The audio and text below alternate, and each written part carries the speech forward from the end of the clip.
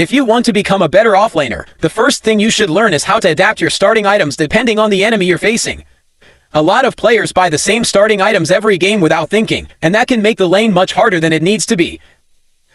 Before the game begins, take a moment to look at the enemy safe lane hero. Ask yourself what kind of pressure they can put on you. Do they cast a lot of spells? If they do, a magic stick can be extremely useful because it gives you extra healing during fights. But if they rarely cast abilities, that item might not help much at all. In some lanes you might want a quelling blade to secure last hits more easily, especially if you expect the enemy to pressure you a lot. In other matchups, you may need more stats so you can survive the early harassment and stay in lane longer. The key idea is simple: always think about the hero you are facing and adjust your items to handle that situation. Many players ignore this step, but making the right item choices at the start can give you a huge advantage during the laning phase. Another important factor in the offlane is the small camp near the enemy safe lane. This camp plays a much bigger role than many players realize. If the small camp is not blocked, the enemy support can pull the lane into it. When they pull, your creeps leave the lane and the wave gets dragged closer to their tower.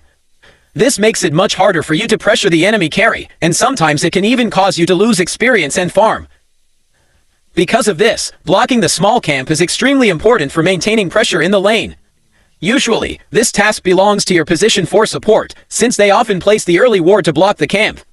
However, in many games supports forget or simply focus on other things. When that happens, it's completely fine to remind them calmly. A simple message asking them to block the camp can prevent the enemy from constantly pulling and can make your lane much easier to control. Finally, you should not be afraid to rotate and help other parts of the map. In older versions of the game, leaving your lane could be very risky because getting back took a long time.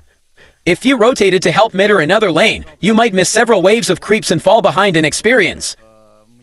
But now the map includes twin gates, which give players much more mobility. These gates allow you to travel between different areas of the map more quickly. Because of this, you can teleport to another lane, use your abilities to help your teammates secure a kill or start a fight, and then return to your offlane much faster than before. This means offlaners have more opportunities to influence the game outside their lane without completely sacrificing their farm. In summary, becoming a better offlaner comes down to a few important habits. Always look at the enemy heroes and adapt your starting items to handle the lane matchup.